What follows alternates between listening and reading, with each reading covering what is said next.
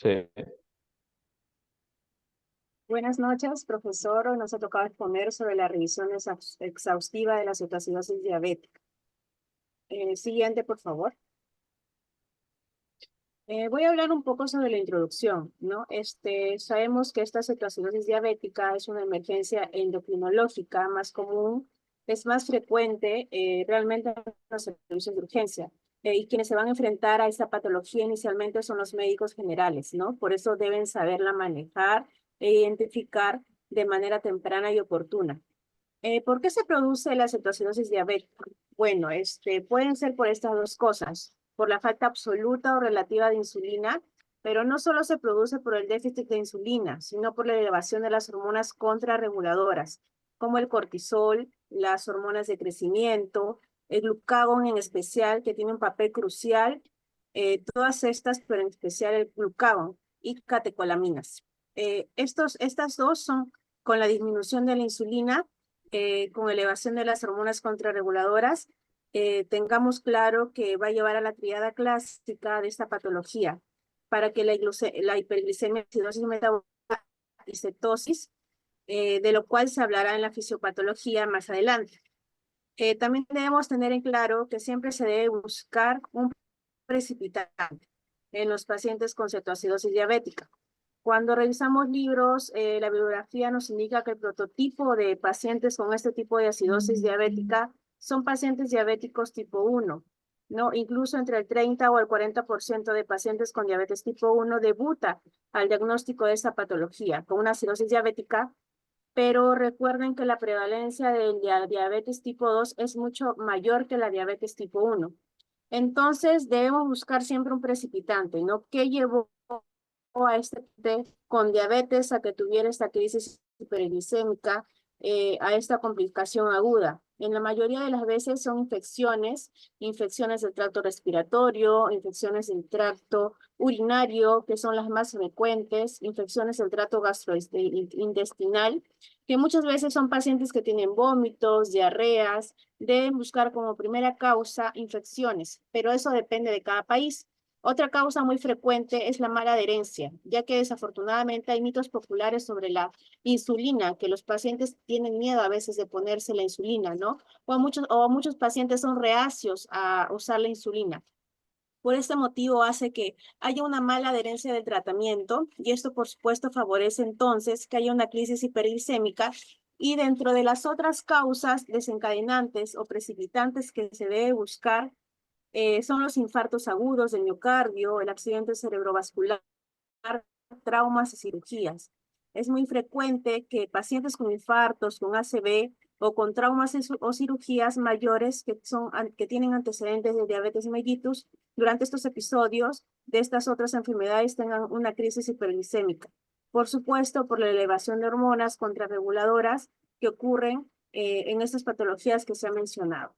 Siguiente, por favor. Bien, la cetoacidosis diabética es una complicación metabólica aguda grave de la diabetes mellitus caracterizada por hipoglucemia, hipercetonemia y acidosis metabólica, lo que va a hacer que se den altos requerimientos de insulina y que esta insulina se agote en el cuerpo, causando una descomposición excesiva de las grasas y una acumulación excesiva de cuerpos cetónicos. La cetoacidosis diabética es mucho más frecuente en niños pequeños y adolescentes que en adultos entre las personas con diabetes tipo 1, ¿no?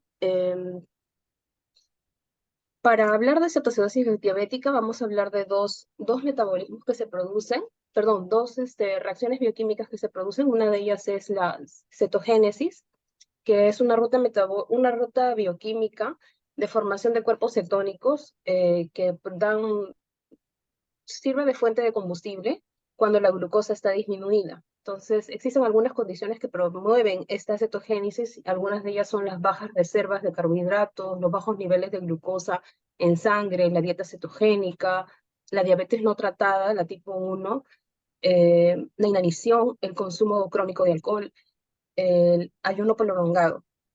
La cetogénesis se va a dar en las mitocondrias de los hepatocitos, en la matriz mitocondrial, y se requiere acetilcoenzima A. Esta va viene del triglicérido que va, por un proceso de lipólisis va a formar ácidos grasos. Esos ácidos grasos van a ser, por la acilcoenzima A sintetasa, conocida como tioquinasa, va a dar pase al ácido graso activado. Este ácido graso activado va a atravesar la matriz mitocondrial por la carnitina palmitol transferasa 1, conocida como la CPT1, que es la más importante porque es la que está más regulada y sirve como una puerta de entrada para los ácidos grasos activados. Este ácido graso activado va a ser sometido a un proceso por beta-oxidación que va a convertir este ácido graso activado en acetil-CoA, en NAD reducido y en FAT. Y este acetil-CoA es el que se utiliza para la cetogénesis. Entonces, por otro lado, la reacción bioquímica tenemos de la cetogénesis que por condensación de 2-acetil-CoA se va a dar la aceto-acetil-CoA por acción de la acetil-CoA acetiltransferasa, conocida como la tiolasa.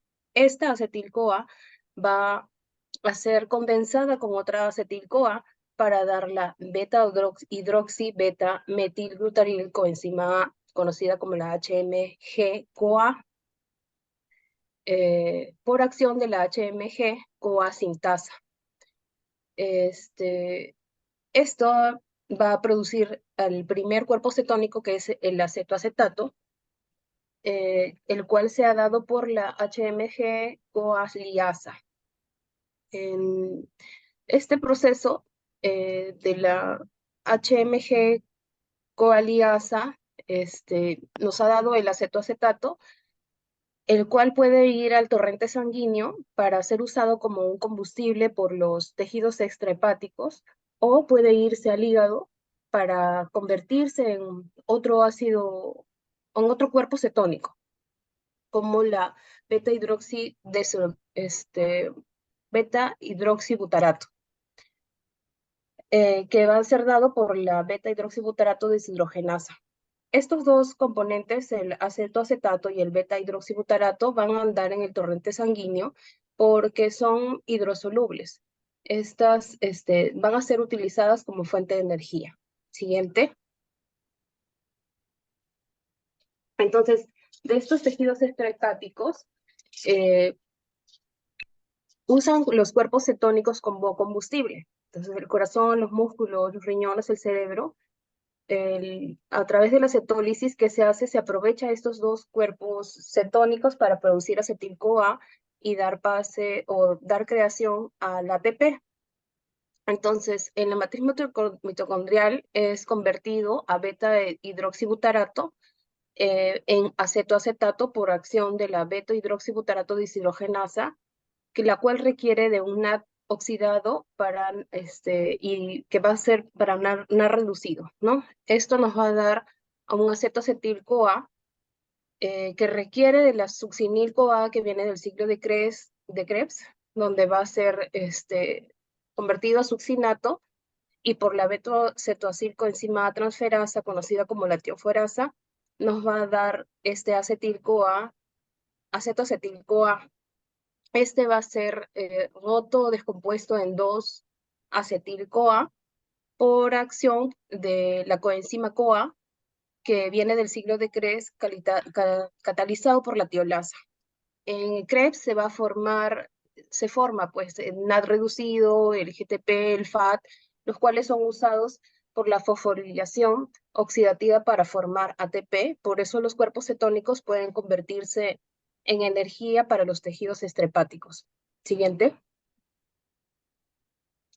Por lo tanto, los niveles bajos de glucosa, el hígado lleva a cabo este proceso de cetogénesis, donde aprovecha estos cuerpos cetónicos, el acetoacetato y el beta-hidroxibutarato, por un proceso de cetólisis para convertirlo en acetil-CoA, que nos sirve como fuente de energía. Y por otro lado, la acetona, que es liberada por exhalación y a través de la orina. Siguiente. Bueno, les voy a hablar sobre la fisiopatología de la cetoacidosis diabética. Como sabemos, es una fisiología normal que presentan estos pacientes con cetoacidosis. Es la deficiencia absoluta o relativa de la insulina, que esto hace que las hormonas como el glucagón, la hormona de crecimiento y algunos fármacos, aumenten el, el, aumenten la glucosa en sangre y esto hace que cause hiperglucemia, hipercetodemia, hiperosmolaridad y desequilibrio en los electrolitos. Esto puede ocurrir debido a una omisión de la insulina o una mala administración de la misma, que puede ser presencia de infecciones, puede provocar una insuficiencia de transportar glucosa intracelular. Cuando esto ocurre, la mayoría de las células no puede utilizar las glucosas y utilizan los ácidos grasos libres para que puedan generar energía.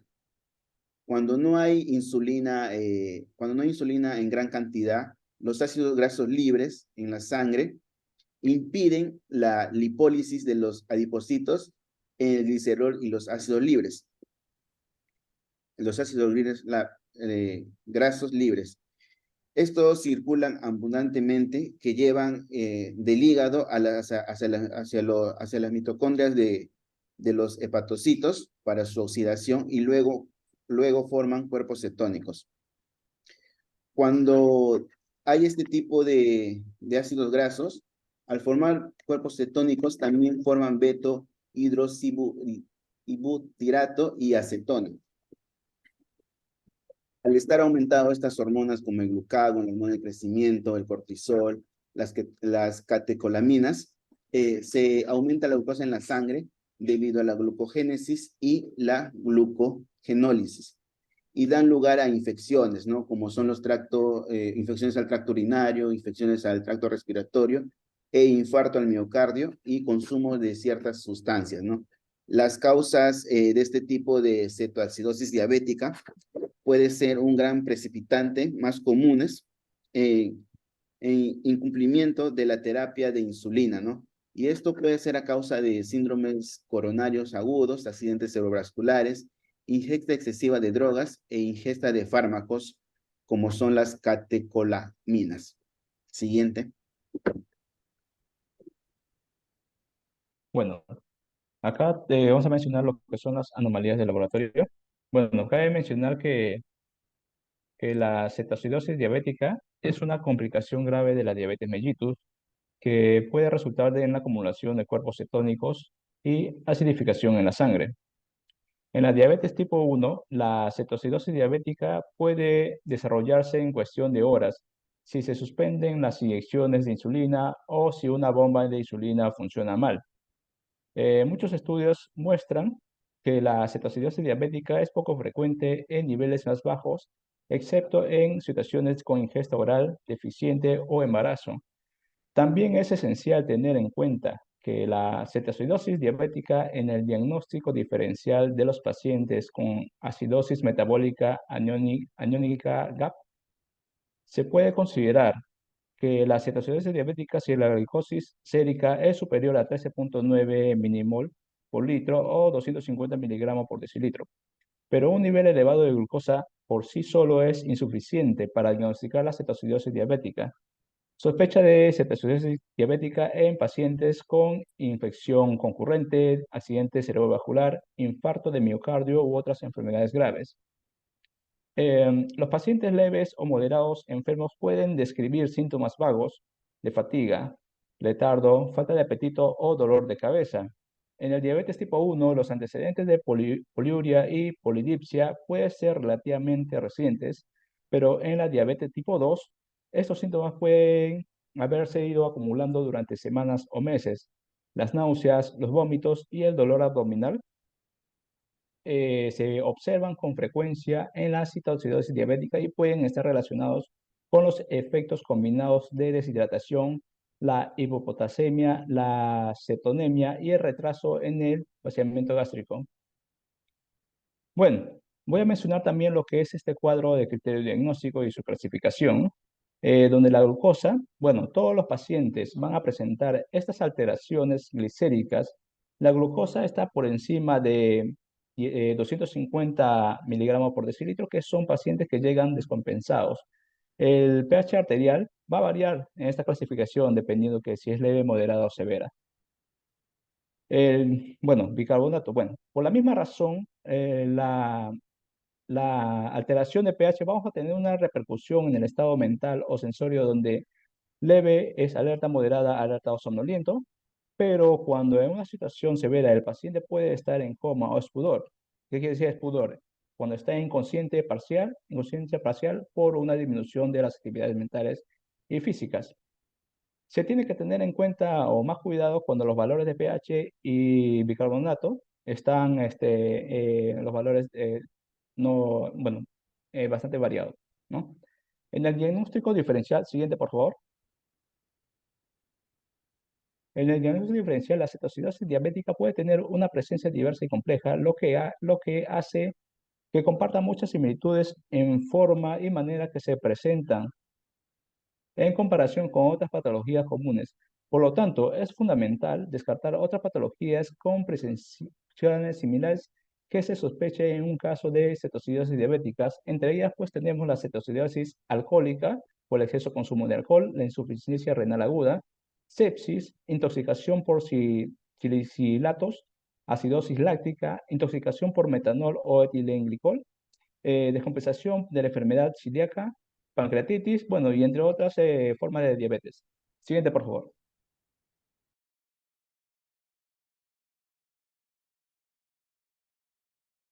En el tratamiento, los pacientes que están con crisis hiperglucémicas deben mejorar el volumen circulatorio y la perfusión tisular. También reducir gradualmente la concentración de glucosa sérica y corregir el desequilibrio electrolítico. Para el tratamiento usualmente usado es la fluidoterapia, cual es, ya que hay un estado de déficit total de agua corporal, la fluidoterapia sirve como un proceso inicial en el cual se debe aumentar el volumen intravascular, reponiendo los líquidos.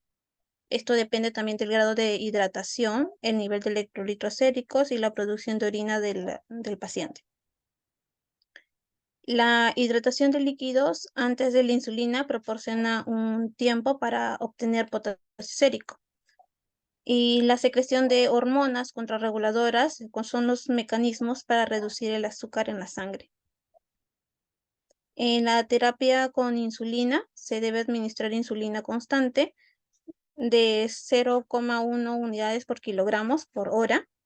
Esto se debe reducir cuando la glucosa plasmática alcanza los 250 miligramos por decilitro. También está la terapia con potasio, en el cual los pacientes con cetoacidosis e insulinopenia tienen hiperpotasemia de leve a moderada debido a la acidosis, y la terapia con insulina disminuye estos niveles séricos de potasio. El aumento de volumen y la reposición de potasio se inician cuando los niveles séricos caen por debajo del 5,3 milimol por litro. Seguimos con la terapia con bicarbonato, en lo cual los pacientes adultos con un pH de 6,9 se le debe administrar bicarbonato de sodio hasta que el pH suba hasta 7,0. Después, por último, la terapia con fosfato. El fosfato solamente se usa, se puede usar en personas que tengan efectos adversos de hipofosfatemia, pero se debe tener sumo cuidado porque puede causar hipocalcemia cuando se administra en grandes dosis. En los pacientes con cetoacidosis diabética pueden tener niveles normales de potasio antes del inicio del tratamiento, pero por eso se debe tener cuidado para prevenir la hipopotasemia grave después de iniciar el tratamiento con insulina. En las conclusiones, la cetoacidosis diabética suele ser una emergencia médica grave que provoca una complicación de la diabetes. Se realiza el diagnóstico de cetoacidosis diabéticas cuando el nivel de glucosa en sangre es superior a 250 miligramos por decilitro, el nivel de bicarbonato es inferior a 12 milimol por litro y el pH arterial es inferior a 7.3 y hay cetonuria y cetonemia, que son altas concentraciones de cuerpos cetónicos tanto en la orina como en la sangre. Alrededor del 3% de los pacientes que tienen diabetes tipo 1 presentan como un síntoma inicial la cetoacidosis diabética. Además de que la cetoacidosis diabética usualmente ocurre debido a la falta de insulina acompañada de un aumento de glucagón.